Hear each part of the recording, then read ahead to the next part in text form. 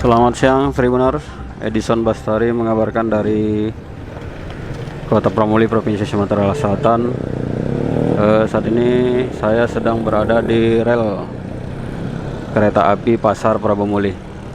Dapat kami informasikan di rel kereta api ini setiap harinya, bahkan setiap detiknya ramai pengendara yang melawan arah. Ini salah satu contoh pengendara-pengendara yang melawan arah di rel kereta api ini.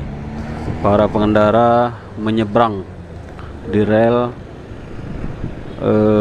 memutar menuju ke arah Pasar Prabomuli. Ini pantauan kami dalam beberapa jam sudah hampir ratusan pengendara motor khususnya yang melakukan pelanggaran melawan arah di titik rel kereta api ini.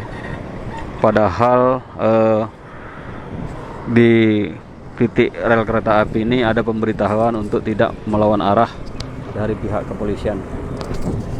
Tidak hanya pengendara motor, di jam-jam sepi terkadang bahkan mobil memutar arah di kawasan ini.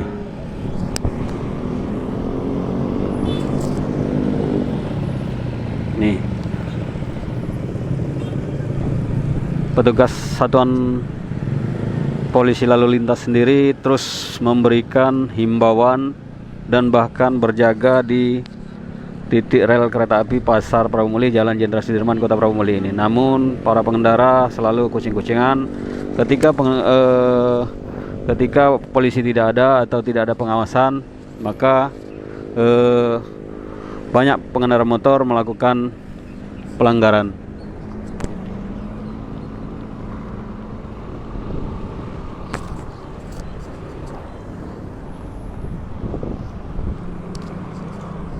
Di sini ada himbauan dari spanduk himbauan dari pihak Satlantas Kota Prabomuli, namun hal ini tidak diindahkan oleh para pengendara motor. Tertulis di sini bahwa menantang arus sama dengan menantang maut. Nah, ini pelanggaran ini sendiri tidak hanya ketika sepi atau rel tidak tertutup, namun ketika rel palang pintu sudah tertutup menandakan kereta akan melintas, para pengendara malah masih melakukan pelanggaran dengan menerobos untuk menyeberang ke bagian pasar, menuju arah pasar Jalan Alipatan. Jangan lupa subscribe, share, komen, dan like ya.